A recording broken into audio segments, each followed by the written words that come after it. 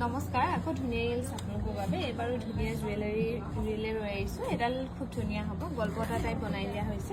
ইয়াৰিংযোৰ থাকিব টপত। এডাল আপোনালোকে ল'ব পাৰিব। কিমান আছিলে 2751 ৰুপিছত ল'ব পাৰিব ডিছকাউণ্ট কৰি। আৰু এডালো খুব ধুনীয়া হ'ব, দীঘল চুটি কৰিব পৰা ছিষ্টেমটো ধুনীয়াকৈ ৰাখি দিয়া হৈছে। 1858 ৰুপিছত ল'ব পাৰিব। ভাল লাগিলে স্ক্ৰীনশ্বট লৈ থ'ব পাৰে।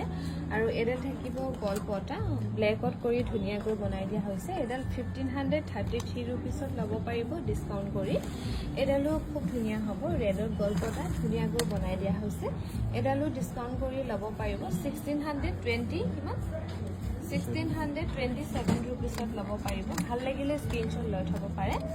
আৰু এডাল থাকিব অনলি গল্প, দীঘল ছুটি কৰিব পৰা ছিষ্টেমটো ৰাখি দিয়া হৈছে। ফুলিযোৰ থাকিব অনলি টপত। এডালো আপোনালোকে ল'ব পাৰিব 829 ৰুপিছত ল'ব পাৰিব।